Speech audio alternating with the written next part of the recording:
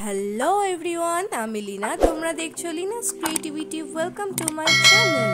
আজ কিন্তু আবার একটা নতুন রেসিপি নিয়ে চলে এসেছি, পনির পাসিন্দা। আজ কিন্তু সকাল সকাল ঘুম থেকে উঠেই অর্ডার হয়ে গেছে যে পনির পাসিন্দা বানাতে হবে।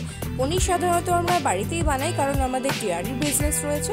তো পনিরটাকে আমি নিয়ে একটুখানি মোটা লেন্থের কেটে নেব, কারণ এটাকে আবার দুভাগ করতে হবে। তো চলো আমরা এবার সব পনিরগুলো স্লাইস করে কেটে নিয়েছি। এবার আমি কিন্তু একটা বাটি নিয়ে নিয়েছি। বাটির মধ্যে জল দিয়ে তার মধ্যে সামান্য পরিমাণে নুন, হলুদ এবং চিনি দিয়ে নেব। দিয়ে জলটাকে ভালো করে গরম করে নেব। ফুটন্ত গরম নয়, উষ্ণ গরম। তো যাই হোক, আমার কিন্তু উষ্ণ গরম হয়ে গেছে জলটা। এবার আমি এর মধ্যে সব পনিরগুলো দিয়ে দেব। এতে কালারটাও খুব সুন্দর লাগবে দেখতে পনিরের। এতে কিন্তু পনিরে নুন চিনির স্বাদটাও দারুণভাবে মিশে যাবে, খেতে ভীষণ ভালো লাগবে। আর এদিকে আমি 15 মিনিট পনিরটিকে ভিজিয়ে রেখেছিলাম, যেটা আমি একটু ভুল করে ফেলেছি। আপনারা মোটেও এতক্ষণ রাখবেন না। আমার পনিরটা ভীষণ নরম হয়ে গেছিলো, যার জন্য আমি যখন পনির স্লাইস করছিলাম তখন কিন্তু আমার পনিরের সাইডগুলো প্রায় খুলে খুলে যাচ্ছিল। তোমরা দেখতেই পাচ্ছ। আমার এই ভুলটা হওয়ার কারণ, আমি কিন্তু এটা একদম ফার্স্ট টাইম বানাচ্ছি, জীবনে ফার্স্ট বানাচ্ছি এই রেসিপিটা। তো যাই হোক, এদিকে কিন্তু আমি পনিরগুলোকে খুব ধীরে ধীরে স্লাইস করে নিয়েছি। তার মধ্যে বেশ কিছুটা গোলমরিচের গুঁড়ো আর সামান্য পরিমাণে নুন দিয়ে ভালো করে হাত দিয়ে কিন্তু আমি মিশিয়ে নিচ্ছি। আমি কিন্তু আগেও বলেছি, রান্না বান্নায় কিন্তু আমি একেবারেই পটু নেই। ওটা আমার হাজবেন্ডই ঠিক আছে, তবুও চেষ্টা করছি। যাই হোক, এবারে কিন্তু আমি পনিরের ভেতরে যে পুরটা দেবো সেটা বানিয়ে নেব। তো এদিকে আমি নিয়ে নিয়েছি টমেটো কুচি, আর এদিকে কারি পাতা নিয়ে নিয়েছি। কারি পাতা কিন্তু আমাদের বাড়ির গাছের।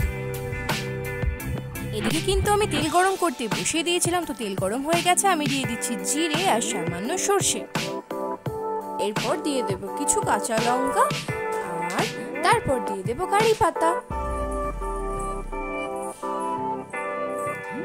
কারি পাতাটা তেলে পড়তেই কিন্তু একেবারে নাচানাচি করতে শুরু করে দিয়েছিল, জানো। যাই হোক, তো টমেটোটা দিয়ে নিচ্ছি। এরপর এটাকে কিন্তু আমি খুব ভালো করে ভেজে নেব। আর তার মধ্যে দিয়ে দেব পরিমাণ মতো নুন, হলুদ, আর আমি কিন্তু একটুখানি আদা জিরে বাটাও দেব।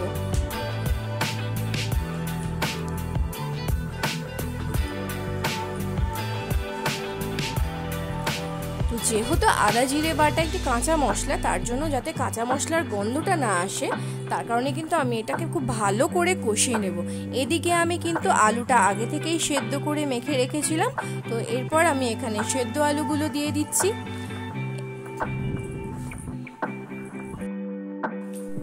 আমি কিন্তু সেদ্ধ আলুটাকে মশলার সঙ্গে খুব ভালো করে আবারও ভেজে নিয়ে ম্যাশ করে নেব, কারণ যাতে সমস্ত আলুতে পুরো মশলাটা মেশে। আমাদের পনির পাসিন্দাতে দেওয়ার পুর কিন্তু রেডি হয়ে গেছে। অনেকে কিন্তু ধনেপাতা চাটনি করেও পনিরের পুরে দেয়, এতেও কিন্তু খেতে খুব টেস্টি লাগে। তো আমি কিন্তু খুব হালকা হাতে পনিরের স্লাইসগুলোকে তুলে নিচ্ছি এবং তাতে একে একে করে পুরগুলো ভালো করে দিয়ে নিচ্ছি। পরিমাণটা কিন্তু আমি একটু বেশি দেবো, এতে টেস্টটাও ভালো লাগে। আজ সকালবেলা পনির পাসিন্দা বানানোর অর্ডারটা পাওয়ার পর থেকে কিন্তু আমার হাজবেন্ডকে আমি প্রচণ্ড পরিমাণে ডিস্টার্ব করতে শুরু করে দিয়েছি। 2 ঘন্টার মধ্যে প্রায় 25 বার ফোন করা হয়ে গেছে, কারণ রান্নাবান্নায় তো ওই পড়তো না। ওর ইনস্ট্রাকশন অনুযায়ী আমি করছি এক এক করে। জানি না কেমন হবে, সেটা বানানোর শেষে খেয়ে দিয়ে তোমাদের সবাইকে জানাবো যে কেমন হলো। তো এইদিকে আমি কিন্তু একে একে হালকা হাতে সবগুলোর পুর দিয়ে রেডি করে নিয়েছি। এবারে কিন্তু আমাকে ফ্রাই করার জন্য ব্যাটার রেডি করে নিতে হবে। চলো দেখে নিই। ব্যাটারের জন্য আমি দিয়ে দিচ্ছি বেশ কিছু পরিমাণ ময়দার হাফ পরিমাণে কর্নফ্লাওয়ার, তারপর আমি কিন্তু দিয়ে দেবো ঠান্ডা জল। এতে খুব ভালোভাবে ব্যাটারটা মিশে যায়। ব্যাটারটাকে ভালো করে মিশিয়ে নিয়ে আমি কিন্তু টেস্টের জন্য সামান্য পরিমাণে বেসন দিয়ে নেব, আর ভালো করে ফেটিয়ে নেব। তো খুব ভালো করে ব্যাটারটাকে ফেটিয়ে নেওয়ার পর দেখতেই পাচ্ছ নিশ্চয়ই যে কতটা থিকনেস হয়েছে, বেশ ঘন হয়েছে কিন্তু। এবারে কিন্তু পাসিন্দাগুলোকে কোট করার পালা। তো আমি নিয়ে নিয়েছি এদিকে বিস্কুটের গুঁড়ো, ওইদিকে ময়দা আর এদিকে ব্যাটারটা। তো ফার্স্টে কিন্তু আমরা ময়দার কোটিং করে নিয়েছি, এরপরে আমরা ব্যাটারটার মধ্যে ভালো করে পাসিন্দাটাকে মিশিয়ে নিয়ে এরপরে বিস্কুটের গুঁড়োর মধ্যে দিয়ে দেব। আমি কিন্তু একবারই কোটিং করব। উফ বাপরে, কত খাটনি দেখতে পাচ্ছ। আমি তো দাঁড়িয়ে দাঁড়িয়ে পাই ব্যথা হয়ে গেল। কখন যে হবে জানি না বাবা, আমার তো খিদে পেয়ে গেল। যাই হোক, আমাদের কিন্তু প্রায় একে একে সবগুলো রেডি হয়ে গেছে। এবার ফ্রাই করে নেওয়ার পালা। আমি কিন্তু পাসিন্দাগুলোকে ডিপ ফ্রাই করব। তো আমি তেল গরম করে নিয়েছি ভালো করে। এবার পাসিন্দাগুলোকে একে একে তেলের মধ্যে ছেড়ে দেব। আসলে কি বলুন তো, রান্না ভালো হলেও জ্বালা, রান্না খারাপ হলেও জ্বালা। ভালো হলে বলবে এটা কর ওটা কর, খারাপ হলে বলবে হলো না কেন, ভালো করে কর। যাই হোক, আমি কিন্তু এপিটোপিট করে পাসিন্দাগুলোকে খুব ভালো করে ফ্রাই করে নিয়েছি।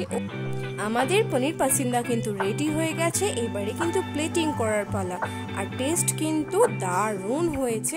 আমার আজকের অপারেশনটা কিন্তু একদম সাকসেসফুল হয়েছে। তোমরা তাড়াতাড়ি বাড়িতে বানিয়ে ফেলো আর আমাকে কমেন্টে জানাও যে কেমন হয়েছে। ওকে, বাই।